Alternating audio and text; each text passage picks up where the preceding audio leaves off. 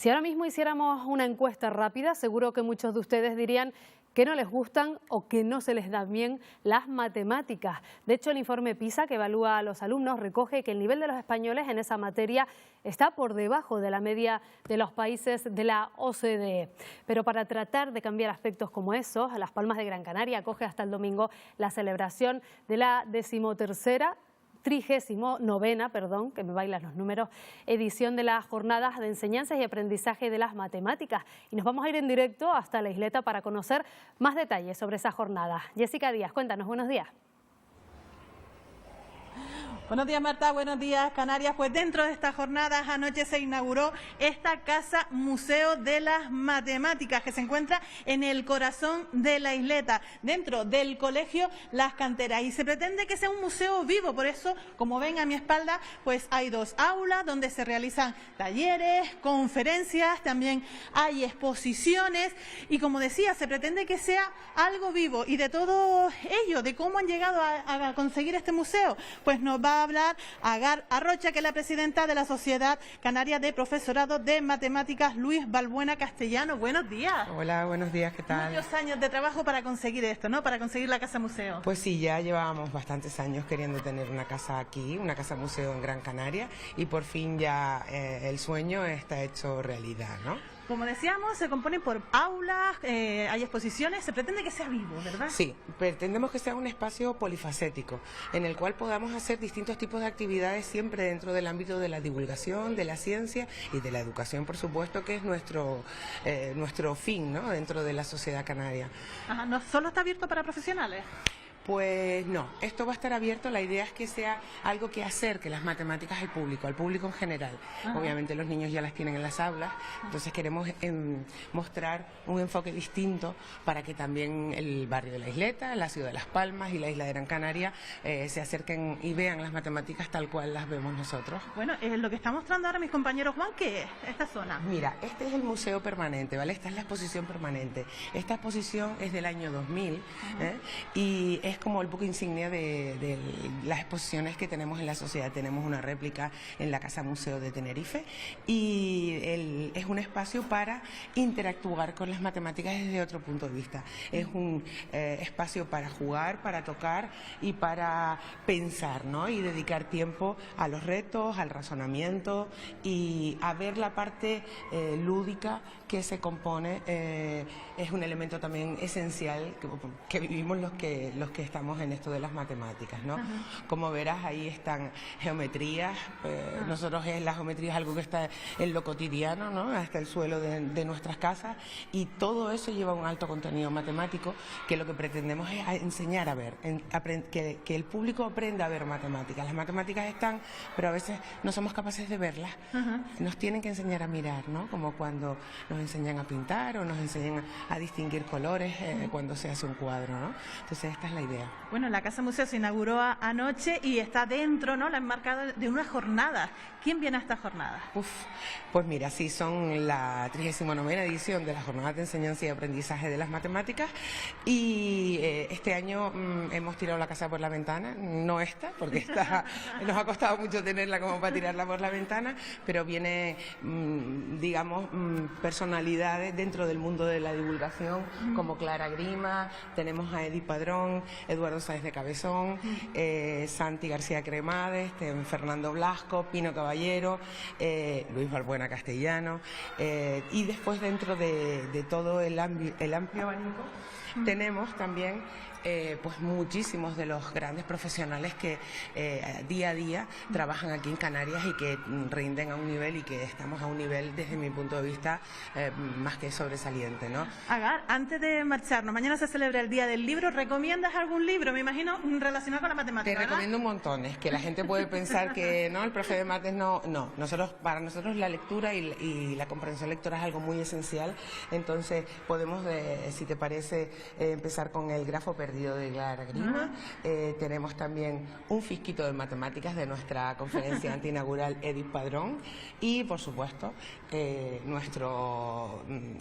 buque insignia de la Sociedad Luis Balbuena, desde mi confinamiento, ideas y recursos para aprender matemáticas, ¿no? Pues Agar, muchas gracias por atendernos y muchas felicidades por poner en marcha esta Casa Museo. Venga, muchas gracias a ustedes por atendernos y por estar aquí hoy también con nosotros. Perfecto, Gracias. Pues nada, compañeros, nosotros atentos a esta Casa Museo, todas esas actividades y conferencias que se van a realizar a partir de ahora y nada, y también pendientes a esa conferencia, a esas jornadas de matemáticas que se van a celebrar en la capital hasta el domingo. Y el domingo que además habrá, creo, un recorrido por las canteras también con las matemáticas como protagonistas, ¿no? Exacto, sí, una gran agenda de actividades y talleres hasta el domingo aquí en Las Palmas de Gran Canaria. Pues muy bien, Jessica, gracias, buenos días. Buenos días.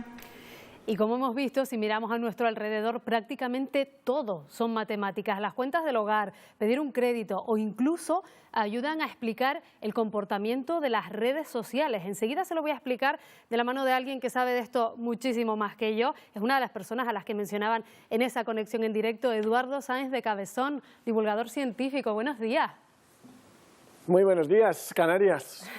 Bueno, seguramente más de una vez habrá escuchado eso de ¿para qué estudio matemáticas? ¿Para qué me enseñan raíces cuadradas, fracciones? Si eso no sirve para nada, ¿verdad?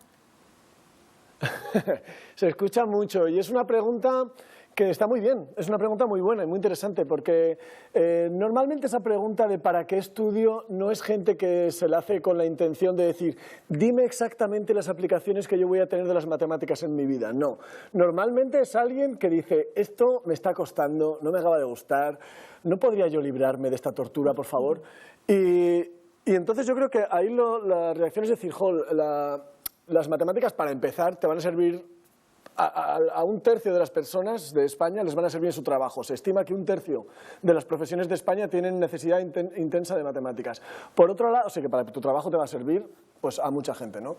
Toda la ciencia, toda la tecnología, detrás de todo eso obviamente están las matemáticas, pero más allá de eso, las matemáticas te pueden enseñar, por un lado, a pensar mejor, lo que decías de estar en sociedad mejor, ¿no? Saber interpretar los datos, saber dirigirte mejor, incluso ser más libres, porque somos más difíciles de manipular cuando tenemos un mínimo control de matemáticas, ¿no? Hay un profe colombiano, Lucho Recalde, que a mí me gusta mucho, que él dice que las matemáticas son contar, medir y ordenar.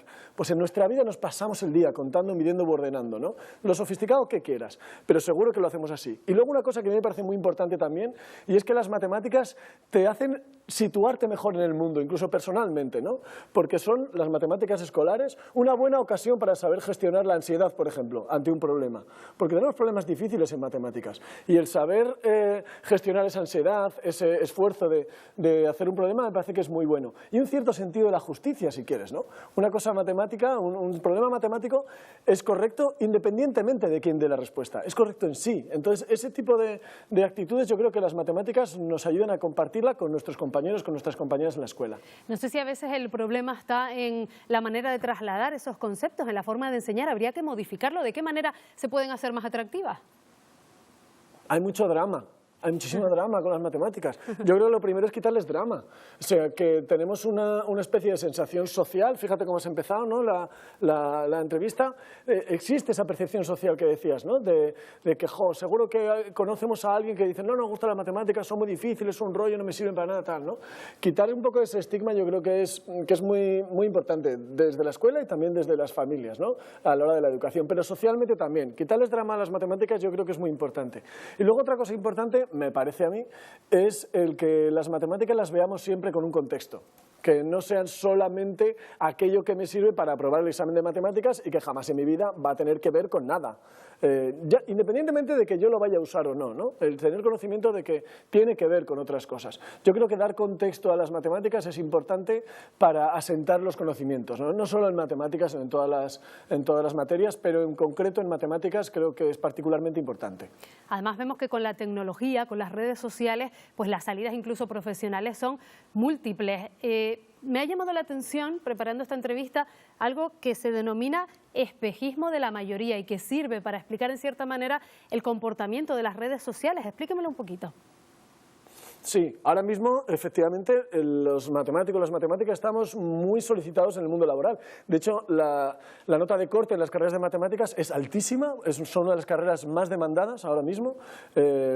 Vivimos un momento, digamos, dorado en ese sentido, ¿no? De que se ve la importancia de las matemáticas y eso se va a mantener. Hay muchísimo trabajo en matemáticas para la gente que estudia matemáticas. Y uno de ellos es el estudio de redes sociales y todo lo que tiene que ver con ellos, ¿no? El espejismo de la mayoría es un fenómeno que se produce en lo que los matemáticos llamamos redes o grafos y se traslada a las redes sociales. Y es cuando, por ejemplo, hay un par de opiniones en una red social, una de ellas es mayoritaria y la otra no, pero la mayoría de la población percibe como mayoritaria la que no lo es.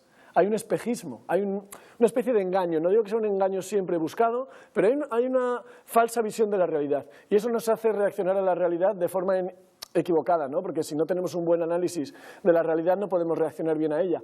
Y las matemáticas nos ayudan a eso, porque cuando vemos una red desde fuera, enseguida identificamos cuál es la opinión mayoritaria, pero cuando estamos metidos nosotros dentro, ¿qué herramienta tenemos para descubrir qué es lo que está pasando ahí? Pues va a sonar propaganda, pero son las matemáticas las que nos hacen ver qué es lo que está ocurriendo en realidad en una red. ¿Y pueden llegar, digamos, las multinacionales, las grandes empresas a modificar hábitos de consumo, de conducta de la población, también a través de las matemáticas?